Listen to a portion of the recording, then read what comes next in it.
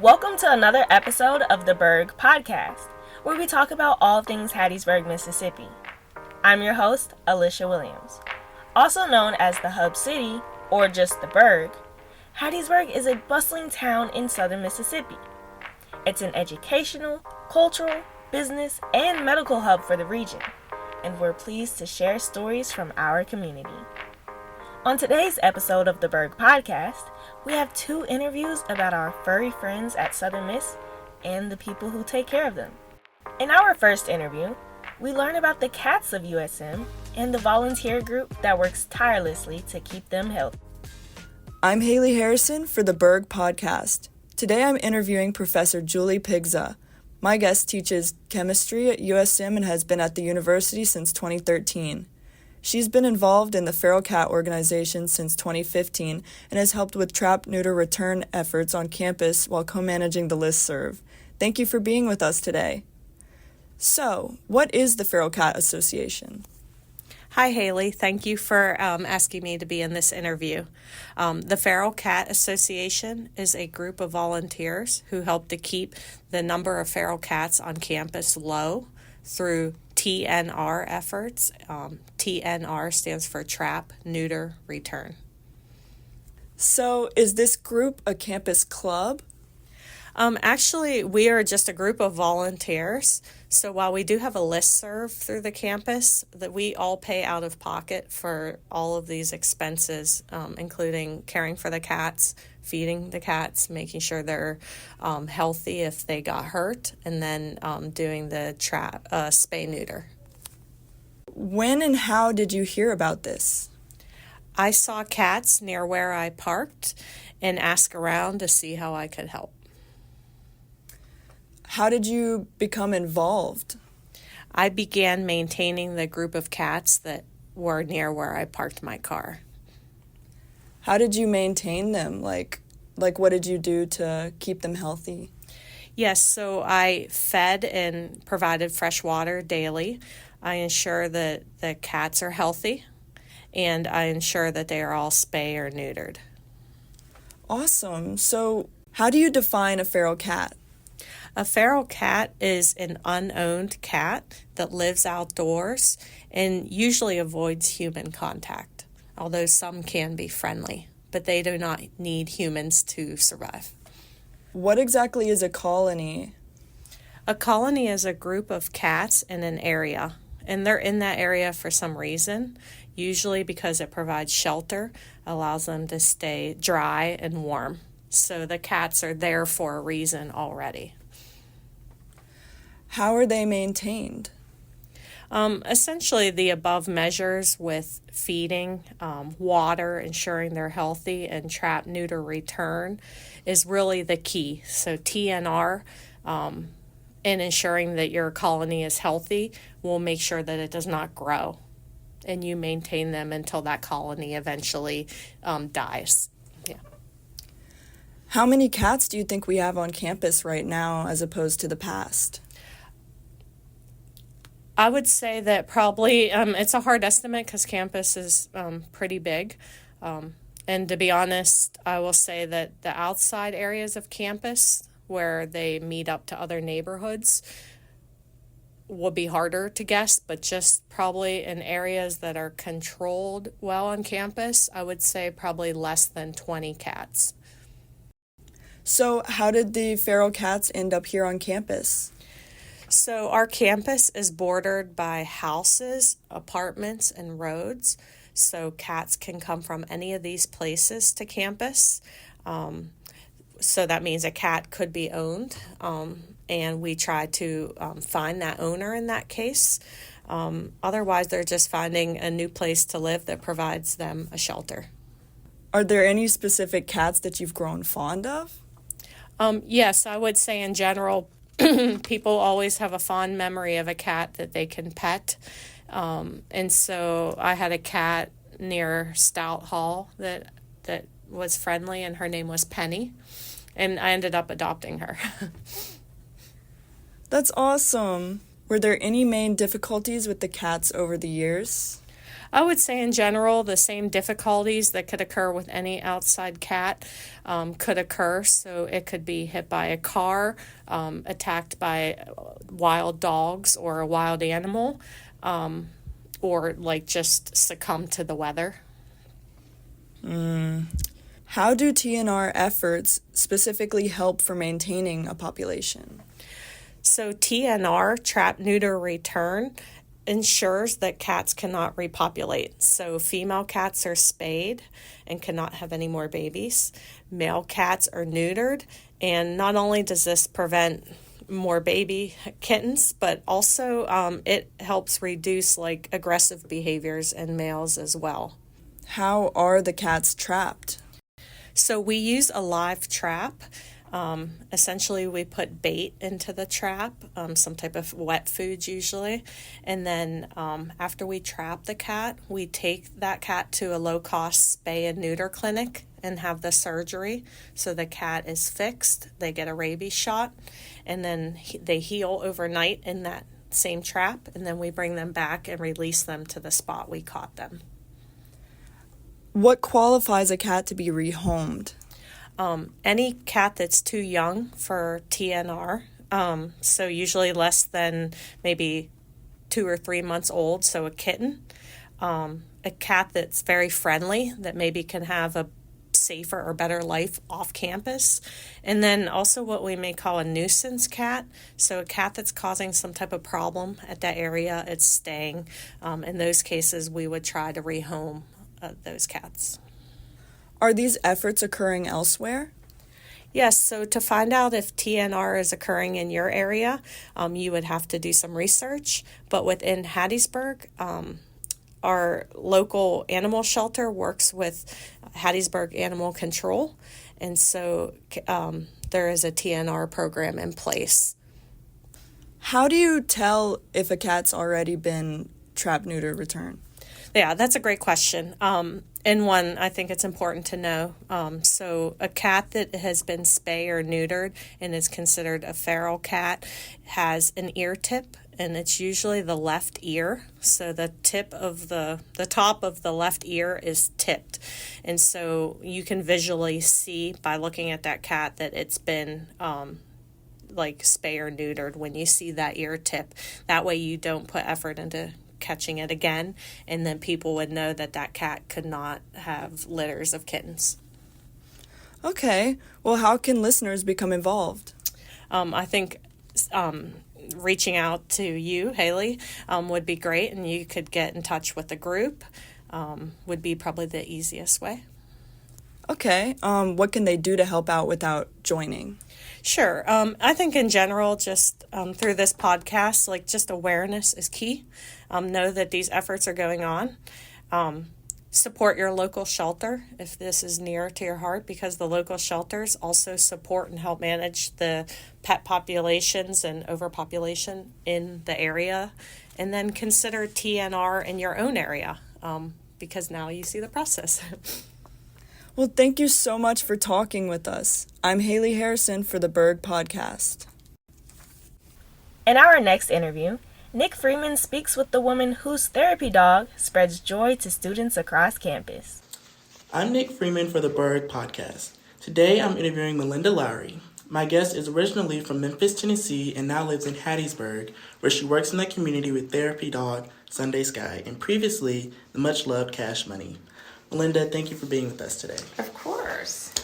So for starters, could you talk a little bit about the work that you do with Sunday Sky? Well, Sunday, of course, is or if you don't know, Sunday is a therapy dog in training.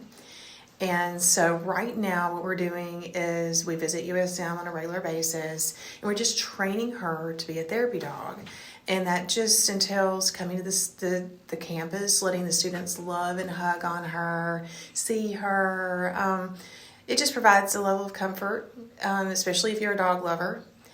If you see a dog and maybe you're going to a test or something and you see a dog, and kind of brightens your day, especially people who are dog lovers. So it's good for the students to see a therapy dog, kind of relieves the stress, maybe put your mind on something else besides your schoolwork all the time. And also it's good for Sunday because it gives her the training that she needs to be an actual therapy dog. So when we do events here, that sort of thing, if somebody wants us to do an event where they want the students to come to Sunday, we're glad to do that. So that's what we do, walk around, go to different buildings. Oh, okay, that's awesome. So what made you want to start doing this? Well, back in the early 2000s, we had a friend who treated at St. Jude Children's Research Hospital, and I've been involved with them for quite some time, being from Memphis. We used to raise money for them. We've done races for 20 years now with St. Jude. And it just so happened one of our friends treated there, so we went with her several times to get treated. And so we came in contact with the therapy dogs at St. Jude. And I just saw the level of comfort. It's kind of a different, maybe when someone is in the hospital, children especially, and they see a dog, it takes their mind off of what they're going through. And I thought at that time, I'd really like to do that. I'm an animal lover, always been an animal lover. So I thought, some time in my life, I might want to do that. And so that's where the seed was planted. It was just seeing the dogs at St. Jude. Wow, that's amazing. So was there any sort of process that you had to go through before being able to bring a service animal to campus to interact with the students? Yes, so back when I had Cash Money, the original therapy dog that I have, I just called the school and asked could I bring him. He was not certified. He didn't have any special certifications at that time. He was just in training, just like Sunday. And the school's like, it's a public campus, so of course you can just bring the dog whenever you like to walk him around. You just can't go in buildings, that sort of thing.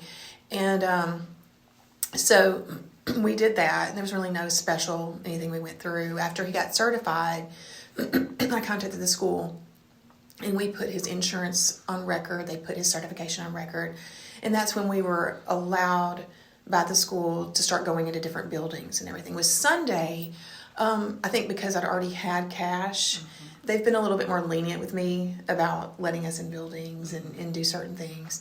So we just made sure that we contacted the proper people to make sure that it's okay to bring. We never go into a building that we're not invited into, and especially since she's not certified.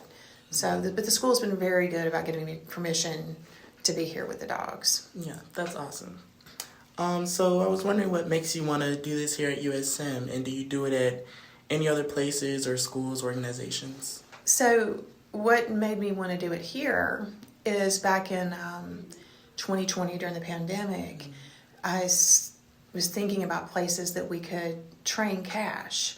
He was born in 2020, so it was 2021, but it was still, everybody was still wearing the face mask. It was just, everybody was social distancing.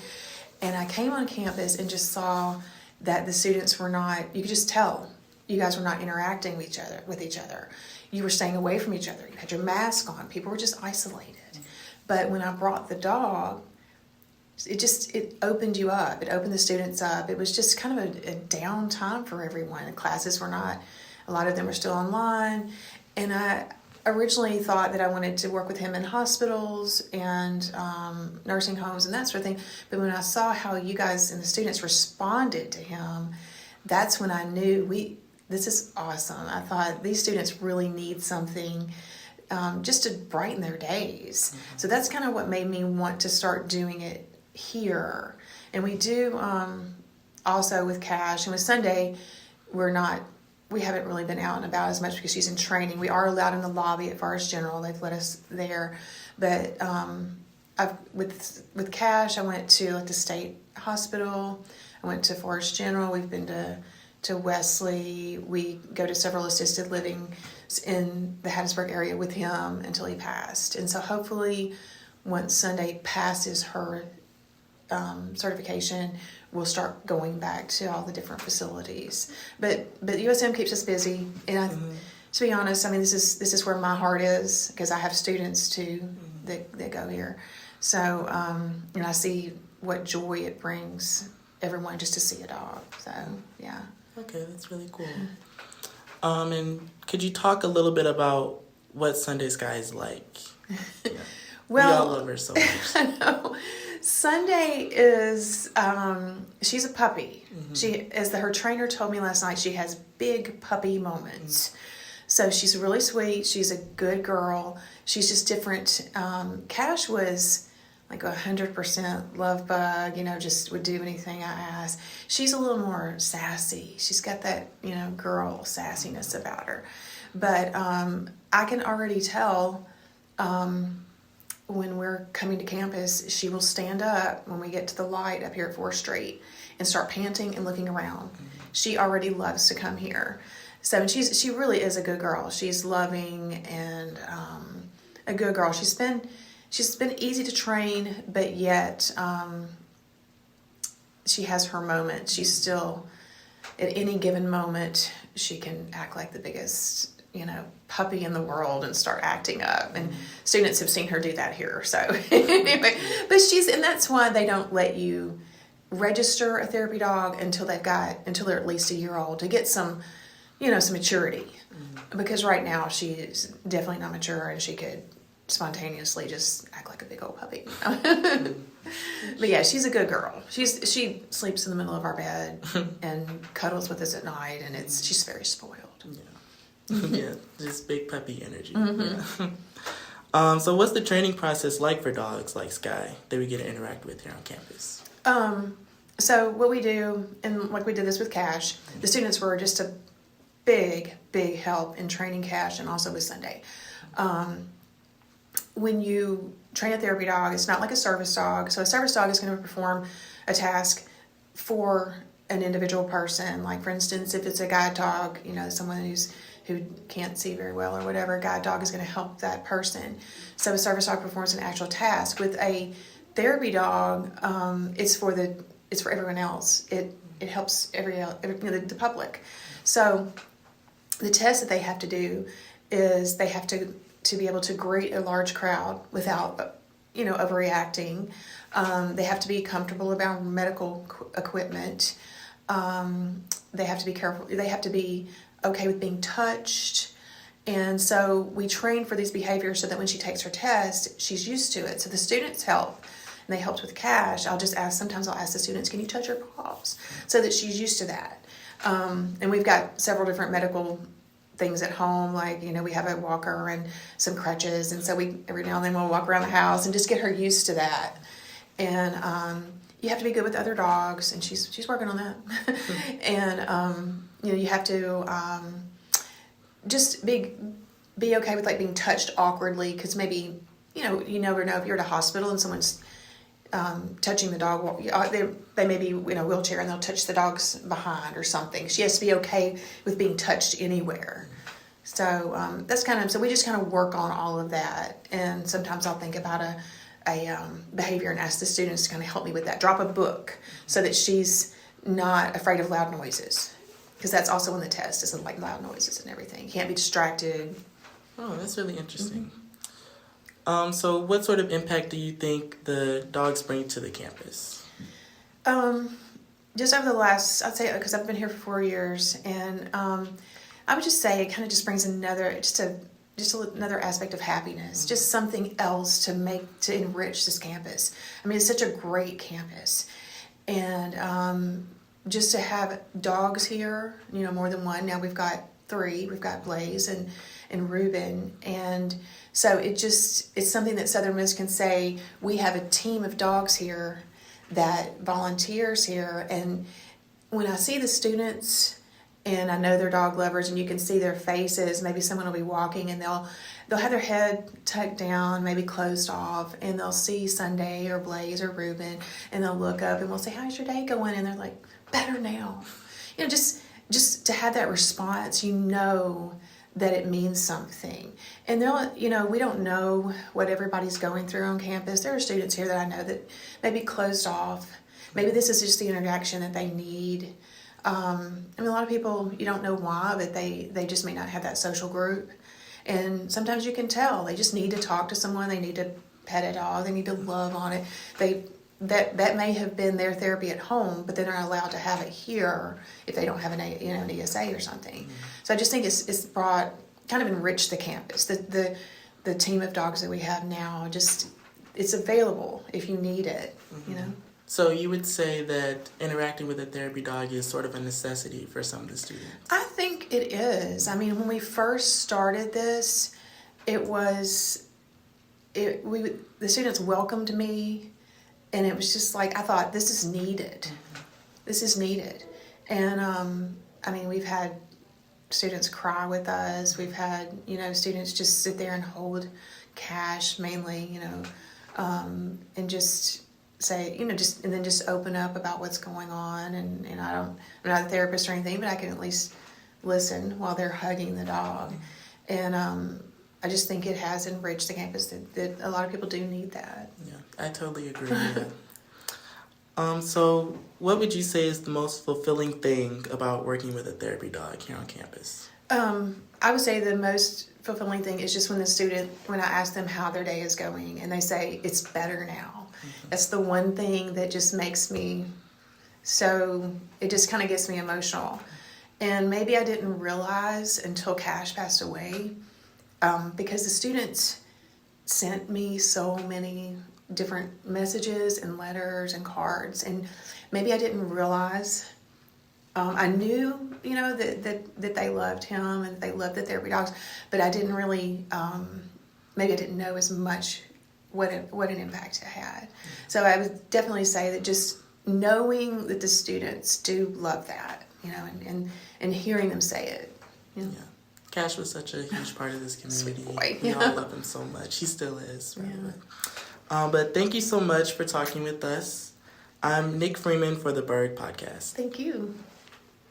In our first audio essay, Haley Harrison tells us about her drama queen father and the time he wasn't crying wolf. Get the first aid kit. A skunk just bit my finger off. 8-year-old me watched as my dad rushed inside, holding his finger as blood rushed out from the wound. Fear and morbid curiosity clouded my mind as I raced to get Band-Aids, looking at the bloody trail he left in his stead. After one rinse, I realized it was just a small cut.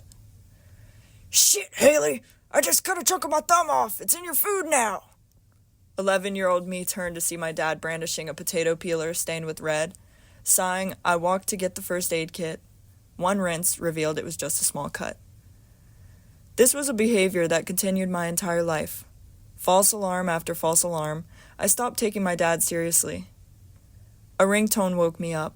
It was roughly around 7 a.m. when my dad called me.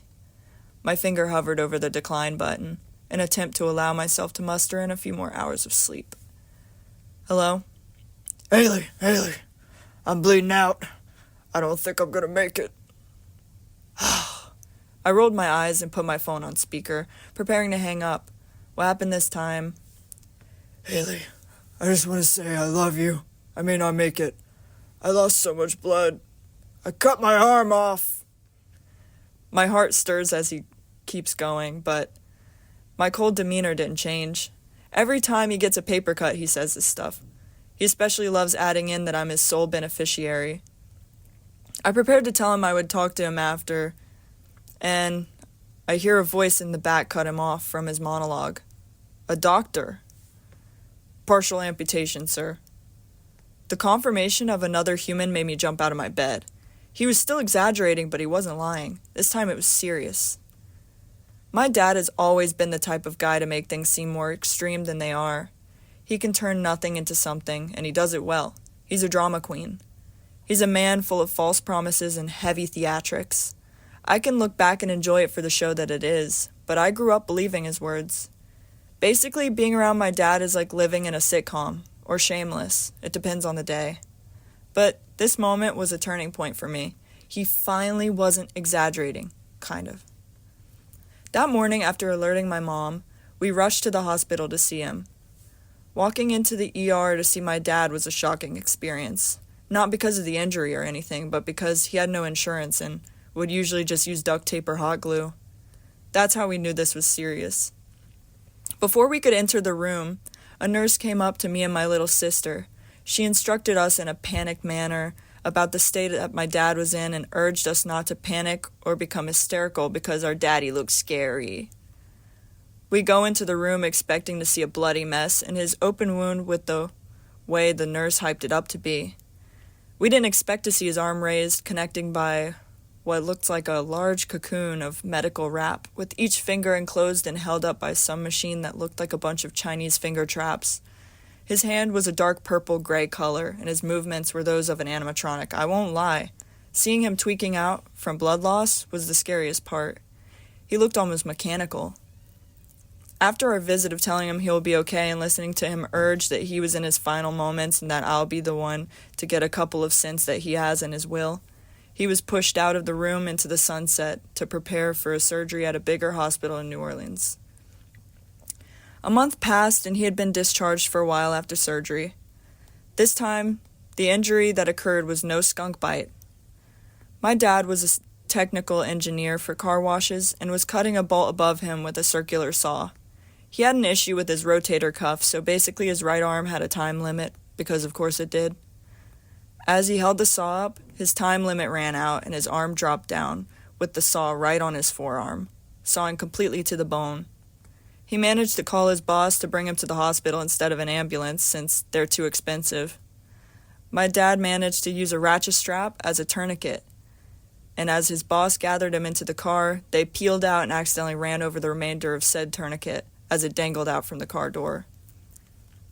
It's been a few years now, and I still think about what would have happened if I ignored those calls and chose not to believe him. And now we laugh about the situation, and my dad is getting paid a disability check, so it's a win-win. Haley, I slipped out and fell on a pipe. Now I have a barnacle lodged in my foot. 20-year-old me listens while rolling her eyes, still rushing to go get the first aid since maybe it could be serious. I'm Haley Harrison for the Berg Podcast. In our second audio essay, Nick Freeman tells us how his study abroad trip to France gave him a new outlook on life. I remember so vividly. We anxiously left our hotel as a curious group of 20 young people. We made our way into the Parisian subway system and hesitantly jumped on the crowded subway cars. Excitement dwelled in me the entire time.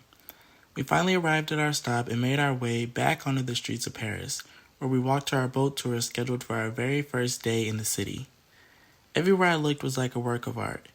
Then we finally turned a corner and there she was, the Eiffel Tower. I dreamed of this moment my entire life, and there it was in all of its glory.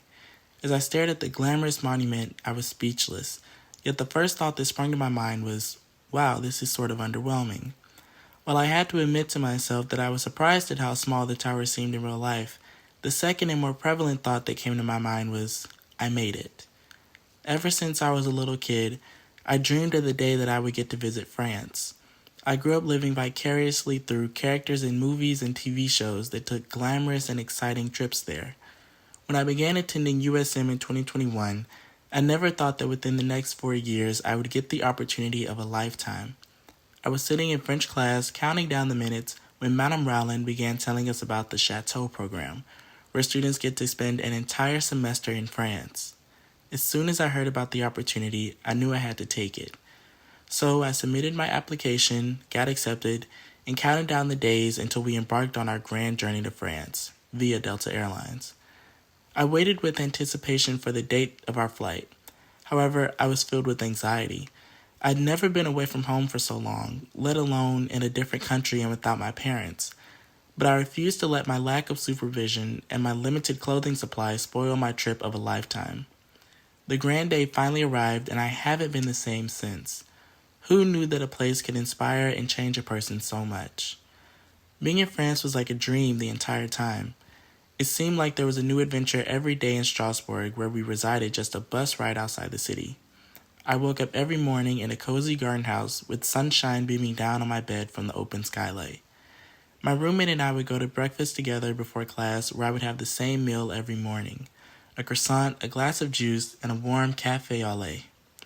Then all of us students would attend class together for a couple hours before having the whole rest of the day to ourselves to make new and memorable discoveries.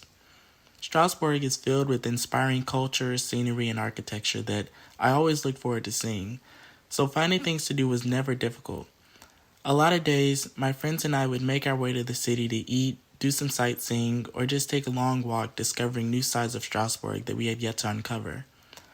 Other days, we would take peaceful walks in the wooded paths behind the chateau that hosted us during our time there.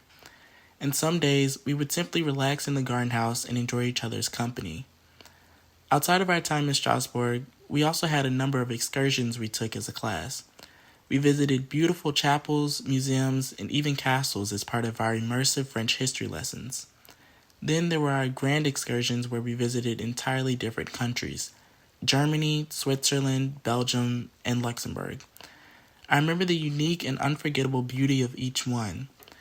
There were also our trips where we got to stay in new places for multiple nights, like our trip to Brussels, where we got to walk along the Royal Quarter, visit the Atomium, and, of course, indulge in delicious Belgian waffles.